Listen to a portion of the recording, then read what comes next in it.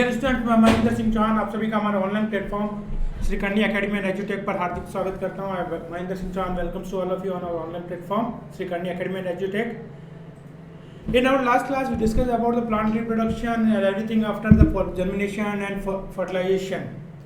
Now, after post, we are discussing in the last class post-fertilization events.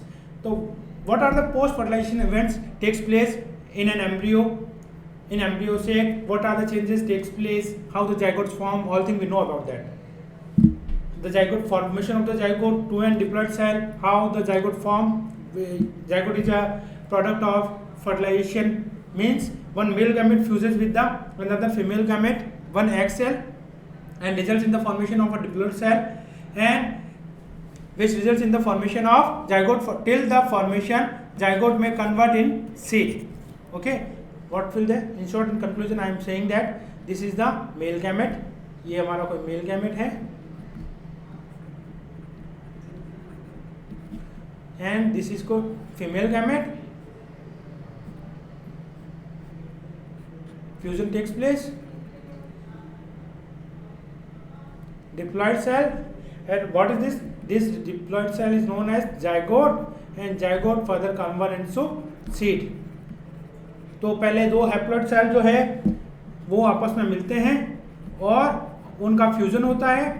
एक mail और एक female का जब सेल मिलता है तो उनके फ्यूजन को कहा जाता है फर्टिलाइजेशन.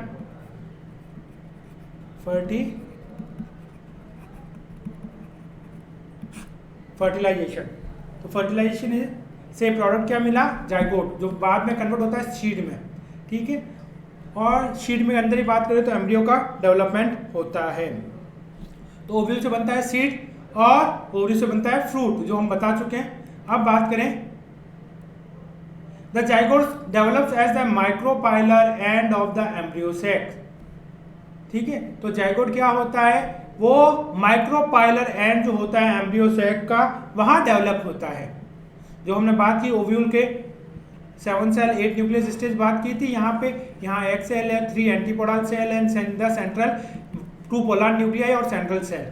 तो ये वाला जो एंड होता है यहाँ पे, इसको कहा जाता है माइक्रोपाइलर एंड एम्ब्रियो सैक, और इस पूरे को कहा जाता है एम्ब्रियो सैक. इस एम्ब्रियो सैक के माइक्रोपाइलर एंड की तरफ जाइगोट डेवलप होता है, क्योंकि एक्स ये वाली जो सेल है एक्स सेल, और इसी के साथ मेल का जो मेल गैमेट है वो यहाँ फ्यूज करता है. ये फीमेल का हैप्लॉइड गैमेट है, यहाँ मेल का हैप्लॉइड गैमेट फ्यूज करता है, और जिससे क्या बनता है? 2l डिप्लॉइड सेल बनता है, और वही क्या कहलाता है? Zygote. Most of the zygotes divides only after a certain amount of endosperm. ठीक है, तो most of the zygotes divide only after a certain amount of endosperm. तो क्या होता है? एक एंडोस्पर्म का certain amount भी होना चाहिए, उसका फॉर्मेशन भी होता है. तो दूसरा बात करेंगे, एक और मेल गैमेट जो होता है वो फ्यूज करता है सेंट्रल सेल से, जिससे पहले से ये 2n थी सेल, वो बाद में कन्वर्ट होती है 3n में. उसको कहा जाता है ट्रिप्लॉइड, और इसको कहा जाता है पैन primary endosperm nucleus. It is an adaptation to make sure that the developing embryo has enough nutrition. क्या होता है यहाँ पे? जो एम्ब्रियो डेवलप हो रहा है उसका न्यूट्रिशन कौन देता है? ये एंडोस्पर्म देगा. अब इसके अंदर सीड के अंदर जो भी एम्ब्रियो है उसका नरिशमेंट कौन कर रहा है? ये प्राइमरी एंडोस्पर्म न्यूक्लियस जो होता है वो कन्वर्ट होता है एंडोस्पर्म में. और इसका मेन फंक्शन क्या होता है? टू नरिश एम्ब्रियो, जो डेवलपिंग एम्ब्रियो है उसको न्यूट्रिशन देना.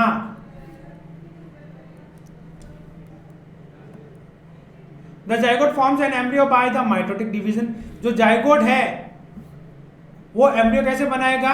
वो माइटोटिक डिवीजन करेगा. मतलब कि यहाँ एक सेल है, ये फिर से अब डिवाइड करेंगे सेल्स,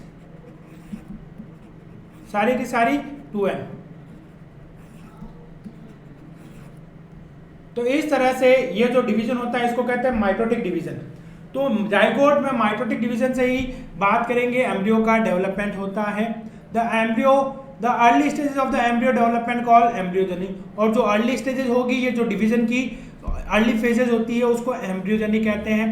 जो एम्ब्रियोजेनी क्या है, development of embryo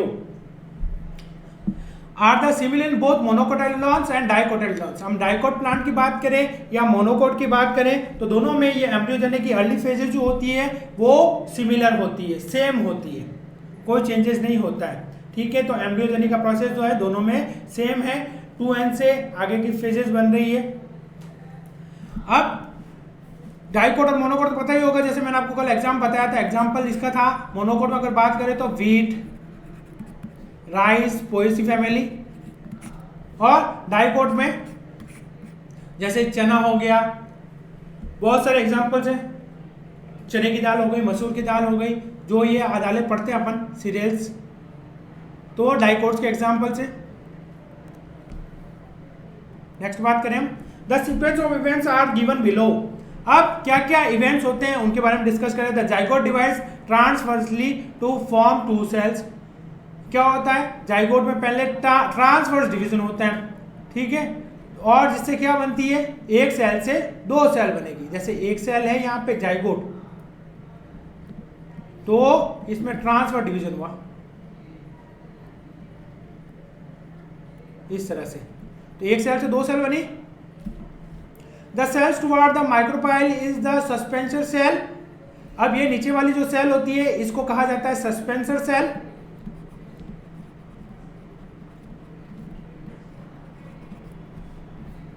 and the one farthest away is the embryo cell, और ये जो सेल होती है उसको कहा जाता है एम्ब्रियो सेल। क्लियर? तो 2 सेल है, एक सेल ने ट्रांसफर डिवीजन करके 2 सेल बनाया, नीचे वाली सेल सस्पेंसर सेल कहलाती है, ऊपर वाली सेल एम्ब्रियो सेल कहलाती है। The embryo cell divides mitotically and give rise to a structure called polyembryo. अब नीचे वाली सेल को हम छोड़े, फिर क्या होगा, नीचे वाली जो सस्पेंसर है ये तो ऐसे ही है,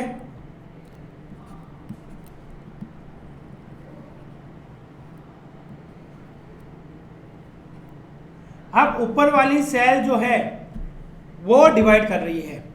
ये बीच में मैं एक ब्लैक लाइन कर देता हूं इसमें ताकि दिखने में,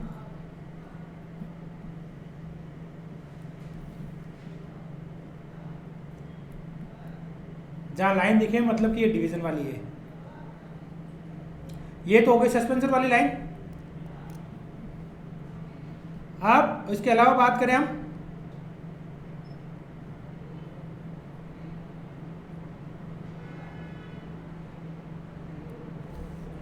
ऊपर वाली सेल रेगुलर डिवीजन करती है, वो एंटीक्लाइनल पेरिक्लाइनल सारे डिवीजन करेगी इस तरह से, सब जगह ये cell cell cell cell cell और सेल, और सारी सेल कैसी है, ये डिप्लॉयड है।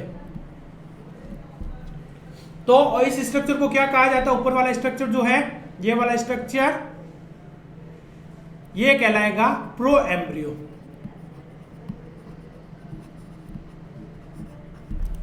इसके बाद बात करें नेक्स्ट,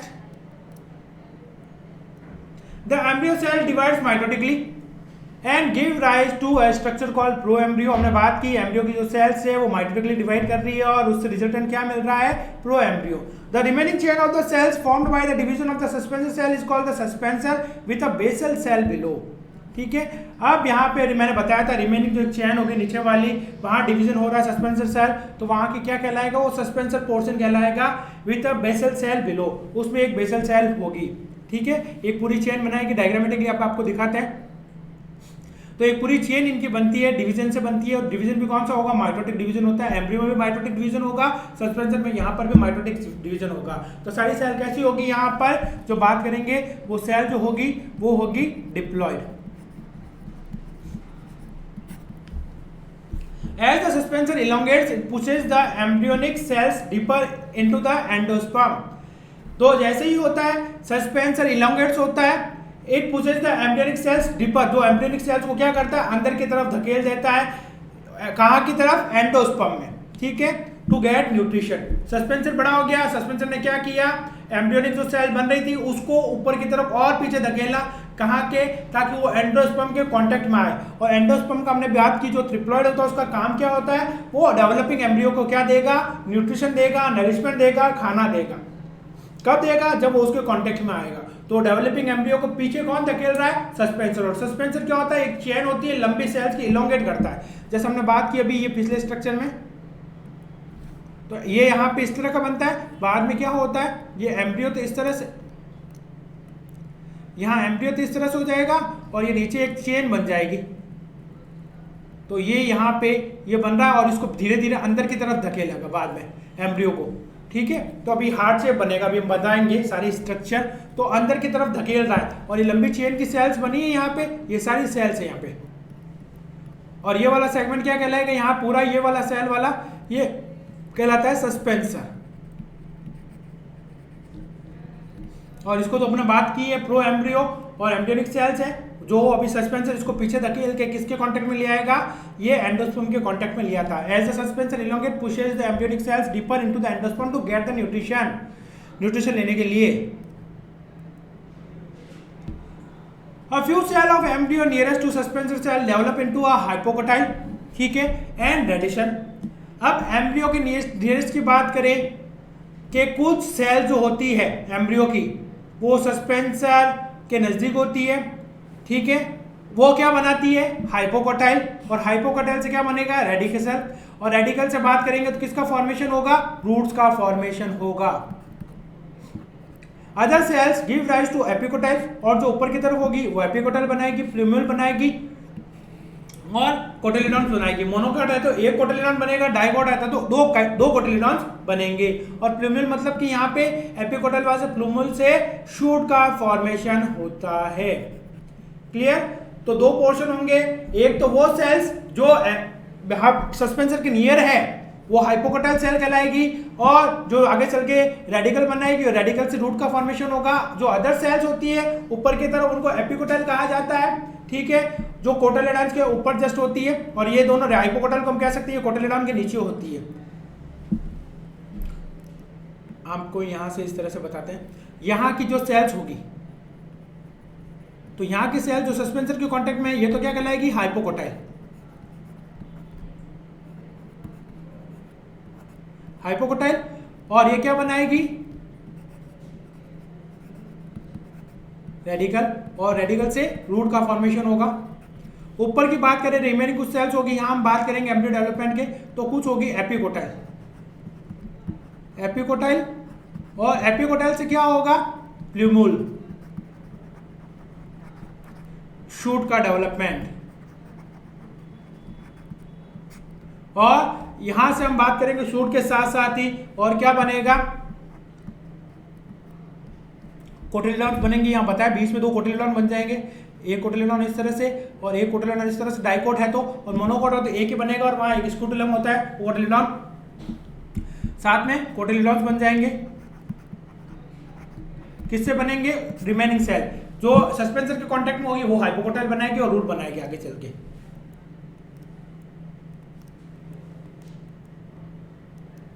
अब मैच्योर एम्ब्रियो में है 1 और 2 कोटिलिडॉन्स। एक मैच्योर एम्ब्रियो में क्या होंगे, एक या 2 कोटिलिडॉन्स होते हैं।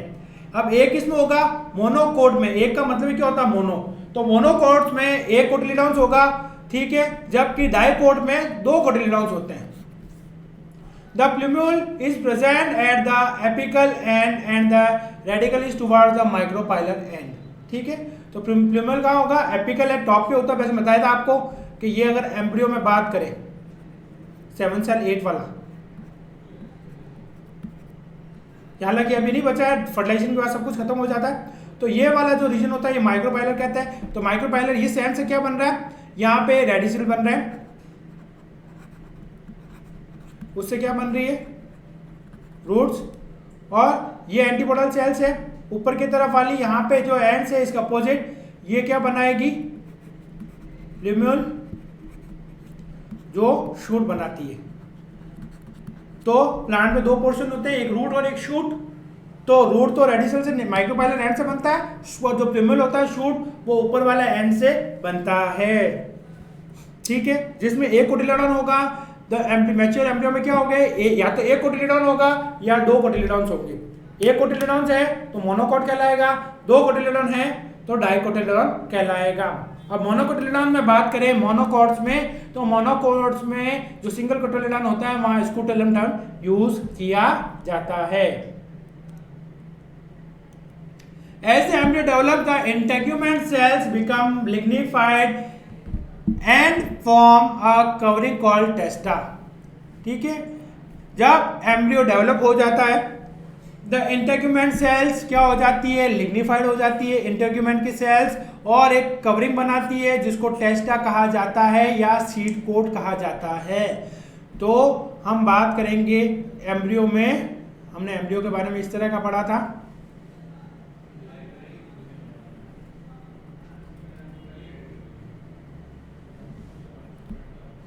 ये हमने बात की थी इंटेग्यूमेंट्स की।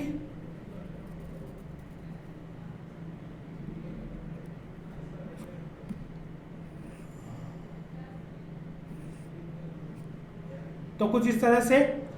अब ये क्या होते हैं, ये इंटेग्यूमेंट्स है। अब इंटेग्यूमेंट की कवरिंग जो होती है या क्या बनाएगी आगे चल के, ये जो कवरिंग बाद में बनेगी, ठीक है, ओव्यूल जो होता है, ओव्यूल तो सीड में बन जाता है, ओवरी जो होती है जहां जिसके अंदर ये पूरा ओव्यूल होता है, ओवरी फ्रूट में कन्वर्ट हो जाती है। और ये जो इंटेग्यूमेंट की कवरिंग है, ठीक है, ये कवरिंग कहलाती है लिग्निफाइड होने के बाद टेस्टा या फिर सीड कोट। तो ये सीड कोट और टेस्ट आपको समझ में आया होगा, ठीक है। तो क्या है, जब इंटेग्यूमेंट सेल्स लिग्निफाइड हो जाए और एक कवरिंग बना ले तो उसको ही टेस्टा कहा जाता है, सीड कोट कहा जाता है। सीड के चारों तरफ एक कोटिंग होती है, तो किसकी लेयरिंग होती है वहां पे, लिग्निन की लेयरिंग होती है। जब प्लांट सेल में सेल वॉल का जो बारे में बताया था मैंने, तो सेल वॉल में कंपोनेंट बताया था, सेलुलोज, हेमिसेलुलोज, लिग्निन, पिक्निन, पेक्टिन एटसेट्रा। तो ये लिग्निन वही है, यहाँ सेल जो होगी इंटेग्यूमेंट्स की वो लिग्निफाइड हो जाएगी, और लिग्निफाइड होने के बाद ही टेस्टा या सीड कोट का डेवलपमेंट होता है। अब बात करें, जो कुछ सीड होते हैं वहां पे एंडोस्पर्म जो है वो यूज हो जाता है कंप्लीटली, और किसी में एंडोस्पर्म रिमेनिंग रह जाता है, ठीक है। तो यहां बात करें, सम सीड्स एंडोस्पर्म में be used up in the development of embryo and the food is stored only in the cotyledon. Such seeds are called non endospermic seeds, while in the other endosperm still be present after the development of embryo, such seeds are called endospermic seed। तो जैसे बताया मैंने आपको, endosperm का काम क्या है, endosperm का काम होता है नरिशमेंट करना। किसको नरिश करना, यहाँ पे डेवलपिंग एम्ब्रियो को। तो डेवलपिंग एम्ब्रियो के जस्ट उसका डेवलपमेंट हो रहा है, उस डेवलपमेंट प्रोसेस के दौरान क्या होता है, एंडोस्पर्म या तो एम्ब्रियो क्या करेगा, पूरा एंडोस्पर्म को यूज कर लेगा। तो पूरा एंडोस्पर्म यूज कर लिया तो उसने न्यूट्रिशन कुछ छोड़ा ही नहीं, एक्सेप्ट कोटिलिडॉन्स। सिर्फ कोटिलिडॉन्स में है जो न्यूट्रिशन है, अदरवाइज कोई न्यूट्रिशन नहीं है वहां पे, क्योंकि जो एंडोस्पर्म था एम्ब्रियो ने सारा कंज्यूम कर लिया, वहां पे एंडोस्पर्म कुछ भी नहीं है। तो ऐसे सीड क्या कहलाएंगे, नॉन एंडोस्पर्मिक सीड्स। लेकिन काफी सीड्स में बात करेंगे तो एम्ब्रियो क्या होता है, पूरा एंडोस्पर्म कंज्यूम नहीं कर पाता है, और एंडोस्पर्म का कुछ पोर्शन बाद में रह भी जाता है। तो ऐसे एम्ब्रियो क्या कहलाएंगे, एंडोस्पर्मिक सीड। क्लियर, दोनों में डिफरेंस पता पड़ गया होगा, एक एंडोस्पर्मिक सीड्स और नॉन एंडोस्पर्मिक सीड। नाम से पता पड़ रहा है, नॉन एंडोस्पर्मिक में एंडोस्पर्म कुछ बचेगा ही नहीं, जबकि एंडोस्पर्मिक में एंडोस्पर्म बचेगा। तो ये है कुछ, जैसे आप लोग मैंने बताया था, ये ओव्यूल की हमने बात की थी। ये होते हैं इंटेग्यूमेंट्स, दिख रहे हैं आपको। ये जाइगोट बना किसकी वजह से, फर्स्ट फर्टिलाइजेशन की वजह से। फर्स्ट टाइम जो फर्टिलाइजेशन हुआ उससे क्या बना, जाइगोट बना। फिर क्या हुआ, ये एंडोस्पर्म का न्यूक्लियस जो पीएन बनाया हमने, ट्रिपलेट सेल बनाई थी वो, और ये पूरा स्ट्रक्चर मैंने आपको बताया था, मैंने कहा ये क्या है, एम्ब्रियो सैक है। अब यहां पे ये देखो, ये जो एक सेल जाइगोट है, जाइगोट में अब क्या डिवीजन स्टार्ट होगा, मैंने बताया आपको, एक सेल से दो सेल बनते हैं, ट्रांसफर डिवीजन होता है। तो ऊपर वाली सेल क्या कहलाएगी, एम्ब्रियो सेल, और नीचे वाली सेल क्या कहलाएगी, सस्पेंसर सेल, ठीक है। अब यहाँ पे एंडोस्पर्म न्यूक्लियस अंडरगोज माइटोसिस, अब मैंने कहा ये सेल, बाकी की जो सेल्स है वो खत्म हो जाती है, चाहे एंटीपोडल सेल्स के हैं चाहे सिनर्जिस के हैं, सब कुछ खत्म हो जाती है। सिर्फ दो चीज बचती है, एक तो जाइगोट बचता है, एक एंडोस्पर्म न्यूक्लियस बचता है। तो एंडोस्पर्म न्यूक्लियस ने यहाँ माइटोसिस शुरू कर दिया। देखो तो बहुत सारे न्यूक्लियस यहाँ प्रेजेंट है, एंडोस्पर्म न्यूक्लियस। और यहाँ पे एंडोस्पर्म न्यूक्लियस जो हमने बात की थी तो अलग अलग तरह से है यहाँ पे, कि यहाँ पे सेलुलर है या न्यूक्लियर है या हेलोबियल है। तो न्यूक्लियर है तो मतलब कि सेल वॉल बीच में बने नहीं है, सारे के सारे न्यूक्लियस क्या है, एक दूसरे के साथ साइटोप्लाज्म में फ्री है, मतलब उनके बीच में कोई बैरियर नहीं है, there is no cell wall between the nucleus, hence this type of endosperm is known as nuclear endosperm. जब इन्हीं न्यूक्लियर के बीच में जो एंडोस्पर्म न्यूक्लियस है उनके बीच में सेल वॉल फॉर्मेशन हो जाए तो क्या कहलाएंगे, सेलुलर एंडोस्पर्म। और उसके अलावा बात करें, एक होता है कि कुछ में सेल वॉल बनी है और कुछ में सेल वॉल नहीं बनी है, एक ही एंडोस्पर्म में, इसी में कुछ की तरफ चारों तरफ सेल वॉल बनी है और कुछ में नहीं बनी है, तो ऐसे जो एंडोस्पर्म होगा तो उसको कहेंगे हेलोबियल एंडोस्पर्म। अब यहाँ पे देखो, ये जो बात करें एम्ब्रियो सेल वाली और इसकी जाइगोट, जाइगोट ने क्या किया, सबसे पहले एक डिवीजन किया, दो सेल बनी, एक ऊपर की सेल और एक नीचे की सेल, ये बीच का डिवीजन क्या कहलाएगा, ट्रांसफर डिवीजन। ट्रांसफर डिवीजन से जो ऊपर की सेल होती है उसको एम्ब्रियो सेल कहा जाता है और नीचे की सेल जो होती है उसको सस्पेंसर सेल कहा जाता है।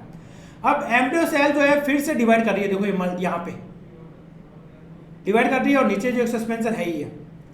अब देखो यहाँ पे इसने डिवीजन स्टार्ट किया, ये जो यहाँ पे डिवीजन से फिर ये क्लम्प बन गया, इसको कह रहे हैं प्रो एम्ब्रियो। और यहाँ पे ये जो सेल्स बन रही है इसको कहा जाता है सस्पेंसर सेल्स, जो मैंने आपको बताया एक चेन के फॉर्म में रहती है, एक चेन बना है, और नीचे वाली सेल होती है बेसल सेल। अब यहाँ पे इस स्टेज में जो होता है एम्ब्रियो कैसा दिख रहा है, ऐसा ही दिख रहा है एम्ब्रियो, ये प्रो एम्ब्रियो, तो इसको क्या कहेंगे, ग्लोब्यूलर एम्ब्रियो। जो प्रो एम्ब्रियो है किस फॉर्म में दिख रहा है, किस स्ट्रक्चर में दिख रहा है, तो उसको कहेंगे pro embryo.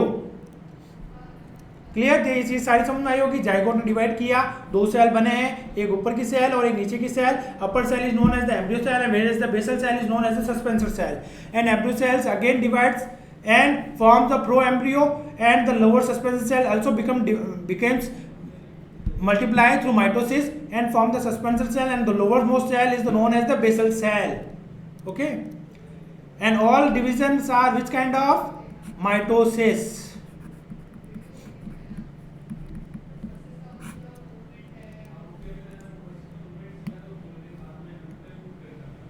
Now you can see here another more diagrams.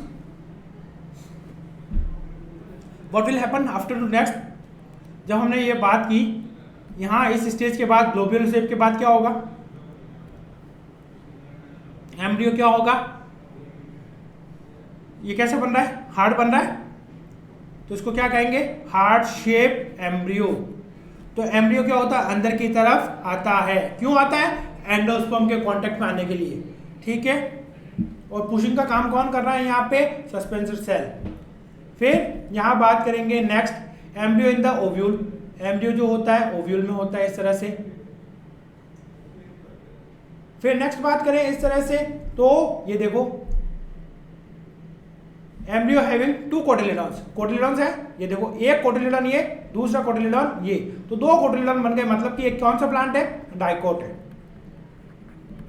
डाइकोटाइलेडॉन्स।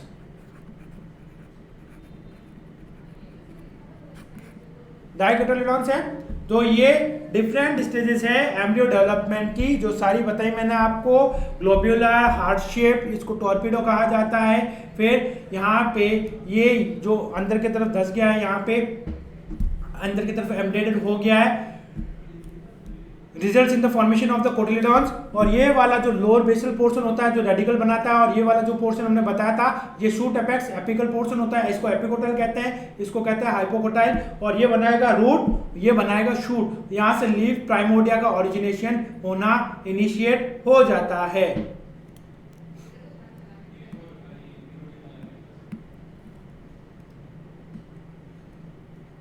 इसके अलावा बात करें अपन, a typical dicot embryo consist of an embryonal axis and two cotyledon. Dicot में क्या होता है, एक एम्ब्रियोनल एक्सेस होता है इस तरह से, ये जो सेंटर की लाइन आपको यहाँ दिख रही है, ये वाली जो लाइन होती है इसको कहा जाता है एम्ब्रियोनल एक्सिस।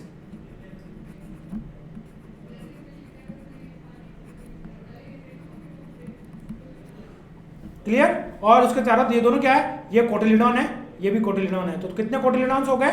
2 कोटिलिडॉन्स हो गए। Portion of embryonal axis below the level of cotyledon is called the hypocotyle. Hypo means below. ये हाइपो जो है ग्रीक वर्ड है और जिसका मतलब होता है बिलो। तो ये वाला कोटिलिडॉन के बाद की बात करें, एम्ब्रियोनल एक्सिस के नीचे वाला, कोटिलिडॉन के नीचे वाला पोर्शन, ये कहलाता है हाइपोकोटाइल। और हाइपो का मतलब क्या होता है? बिलो। हाइपो कैसा है? ग्रीक टर्म है। It terminates into the radical और रूट टिप, जो किसको बनाएगा? रेडिकल। और यहीं से क्या बनने प्रारंभ होगी? Initiation of roots takes place from the hypocotyl ends. The root tip is covered with the root cap. यहाँ पे जो रूट टिप होगी वो एक पोर्शन से कवर्ड होगी जिसको कहते हैं रूट कैप।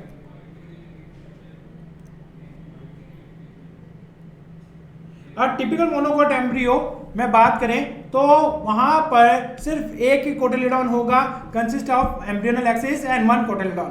एम्ब्रियोनल एक्सिस तो उसमें भी होगा लेकिन कोटिलिडॉन सिर्फ एक ही होगा। The single cotyledon is much reduced. कैसा होता है? बहुत रिड्यूस होता है। And also known as scutellum. ये सी है, ठीक है, spelling error. Scutellum. It is present on one side lateral of the embryonal axis. It hardly contains any reserve food. ठीक है, मेनली हम बात करेंगे यहाँ पे जो स्कूटेलम होता है वो मेनली मतलब बहुत कम होता है जो रिजर्व फूड को कंटेन करके रखता है। क्लियर? तो मेनली हमने डाइकोट में क्या जाना? डाइकोट में एक एम्ब्रियोनल एक्सिस होता है, एम्ब्रियोनल एक्सिस के दोनों तरफ एक एक कोटिलिडॉन्स होता है और उसके ऊपर वाला पोर्शन जो होता है एपिकोटाइल कहलाता है। बिलो द पोर्शन होता है उसको कहते हैं हाइपोकोटाइल। शायद मैंने इसमें आपको सिर्फ हाइपोकोटाइल बता दिया। ये वाला पोर्शन क्या कहलाएगा? एपिकोटाइल।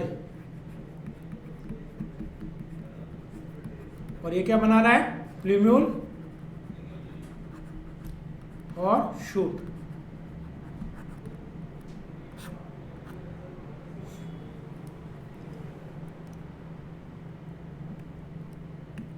तो ये डिफरेंस क्लियर पता पड़ा होगा आपको इससे।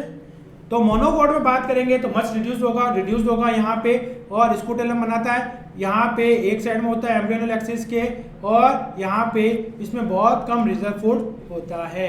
इसके बाद बात करें next, sexual reproduction in flowering plant. The monocot seeds are mostly endospermic. Endosperm contains the store food. ठीक है, तो एंडोस्पर्मिक का मतलब क्या है? यहाँ पे जो भी फूड होगा वो कहाँ होगा? एंडोस्पर्म में होगा। और क्योंकि यहाँ पे जैसे बात की मैंने, कोटिलिडॉन जो होता है, स्कूटेलम होता है, उसमें बहुत कम रिजर्व फूड होता है।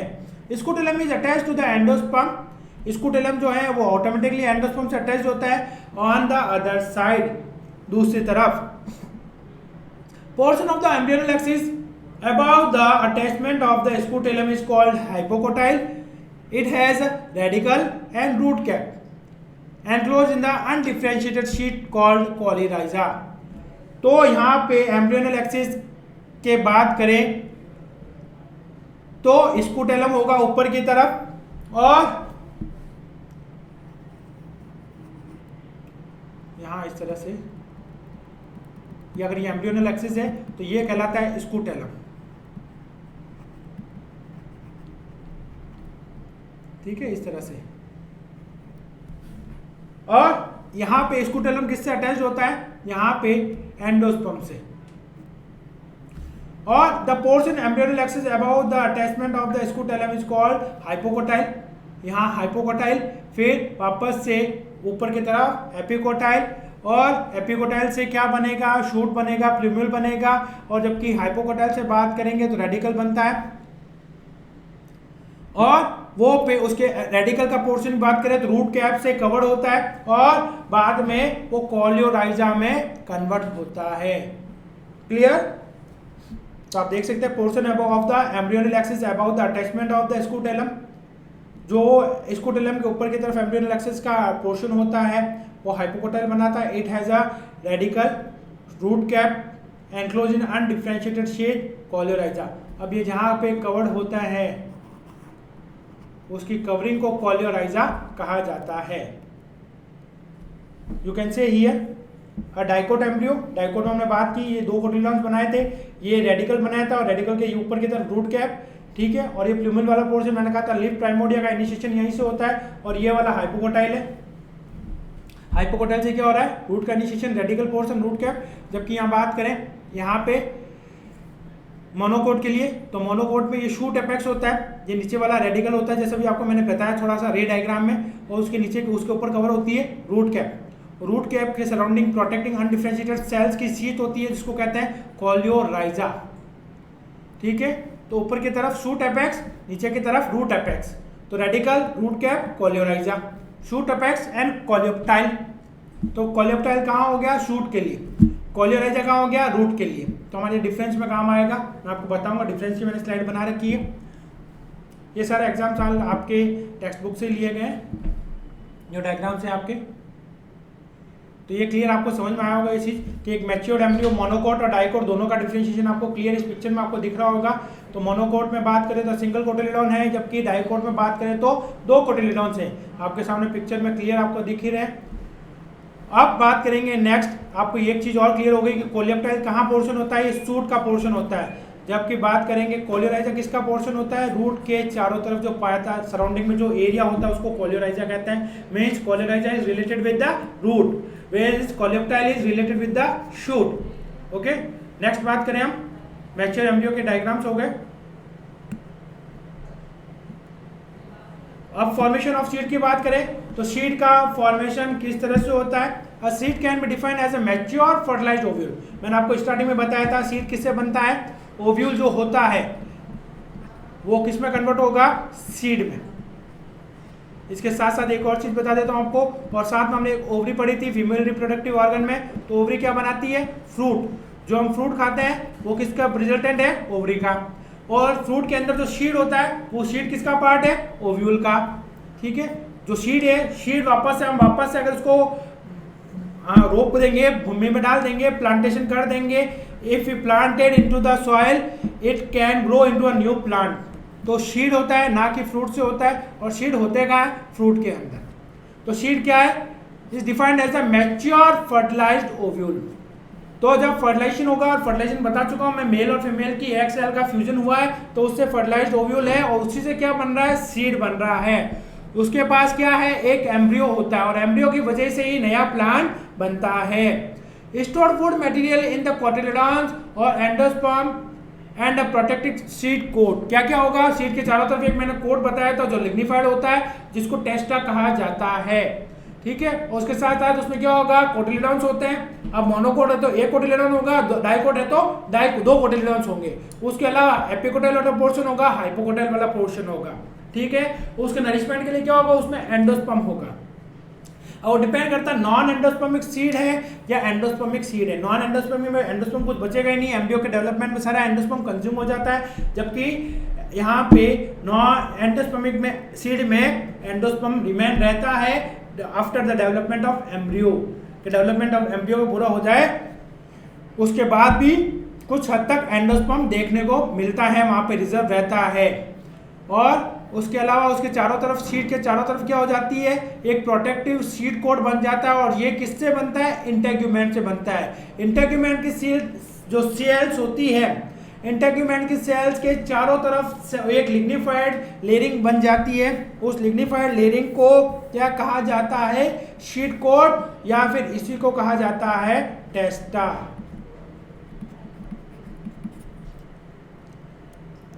इसके अलावा बात करें हम, and ovules undergoes a series of changes after the fertilization. Ovules में बहुत सारे चेंजेस होते हैं, ठीक है, और उसी की बदौलत, उसी की रिजल्टेंट क्या मिलता है, शीड बनता है। ओव्यूल में अगर चेंजेस नहीं होंगे तो शीड का फॉर्मेशन नहीं होगा। The 2 integuments develop into the seed coat. 2 integuments होते हैं, ठीक है, जो डेवलपमेंट क्या बनाते हैं, शीट कोट बनाते हैं लिग्निफाइड होकर के। इंटेग्यूमेंट की सेल के चारों तरफ किसकी लेयरिंग हो गई है, किसकी प्रोटेक्शन आ गई है, यहाँ पे ये लिग्निफाइड हो गई है, तो हार्ड कोटिंग हो गई है, जिसको कह दिया seed coat. The egg cells grow into an embryo. जो एग सेल थी वो किस में कन्वर्ट हो गई अब एम्ब्रियो सेल में। The definitive nucleus endosperm nucleus gave rise to endosperm. यहाँ पे जो पेन था प्राइमरी एंडोस्पर्म न्यूक्लियस, अब वो किसको बना रहा है, एंडोस्पर्म को बना रहा है।